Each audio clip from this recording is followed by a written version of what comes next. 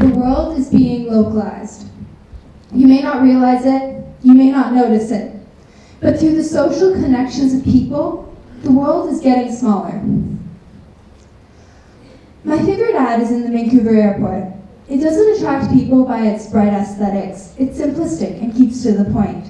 It attracts people with its increasingly realistic and innovative ideas, calling itself simply the world's local bank. How can this be? How can a bank call itself a local bank to the world? Well, I'll tell you. The world is getting smaller with each plane that lands in another country, each person that learns something new about another culture. But what is causing this dramatic change? Why are people starting to travel more? Well, for one, it's cheaper nowadays to travel. Take flying in the USA, for example.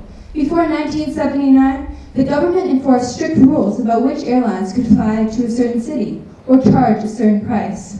After easing these strict restrictions, airlines have lowered these prices and found a large base of people willing and ready to travel awaiting them. In 1965, less than 20% of Americans had ever flown on an airplane.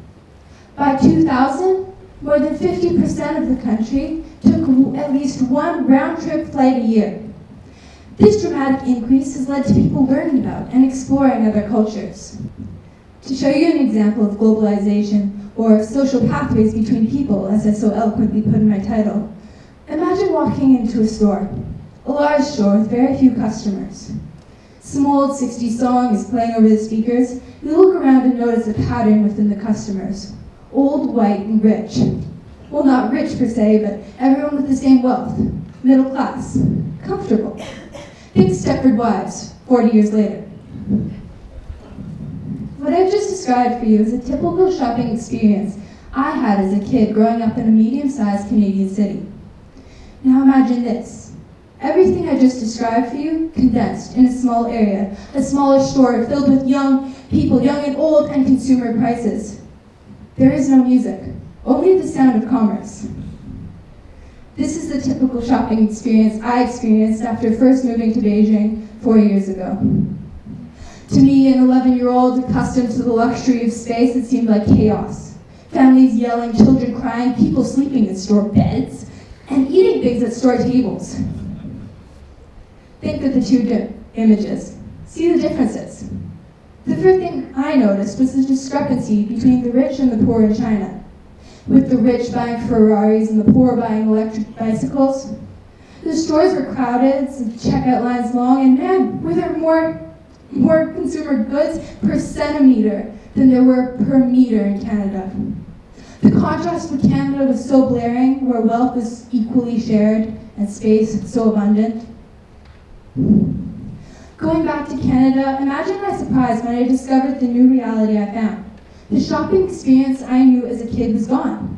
Not surprisingly, there was a dramatic increase in other nationalities. According to the Government of Canada website, 32,000 permanent residents from China were admitted in 2013, 235,000 visitor visas, 25,000 study permits. That is 293,000 people coming to Canada from one country. And that for a country with only 34 million people. The shopping experience had been globalized. As we were buying our first groceries for the summer in Canada, I got into a conversation with the bagging lady by accidentally forgetting the country we were in and asking, "Yo mayo, that's a?" Thank goodness she replied, "Yo." You almost start to see the link between the two. This matters to me as it matters to most third culture kids. I've grown up in different countries, and the differences I've observed have made me like cities more or hate them more. I've seen the globalization of my own hometown and experienced the difference that us expats have had in Beijing. I've seen the changes in the social connections between cultures and people around the world. There are differences in how people act towards their families, changes in shopping experience, books read, products consumed, even the way that children play. The localization of the world applies to us because as third culture kids ourselves, WAB students observe these culture shocks on a daily basis. We have seen what effects these different cultures have had on ourselves and our community. In this new world, people are moving countries more than our ancestors did in several generations. Soon, no one will be from just one place, one country anymore. When my parents were born, children were born, lived, and died, often within 50 miles of where they started. But due to cars, planes, the internet, phones, we are crossing paths and living larger and further away from where we first started. According to the World Bank,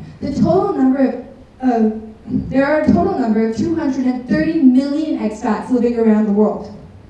So not only are people traveling more, the World Bank also stated that in 2012, 30 million people flew around the world. What are the chances that these people talked, mingled, discussed ideas, just like you and I are doing right now?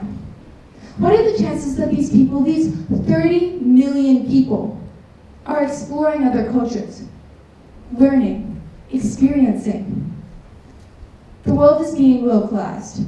You may not realize it, you may not notice it, but through the social connections of people, the world is getting smaller. Thank you very much, ladies and gentlemen.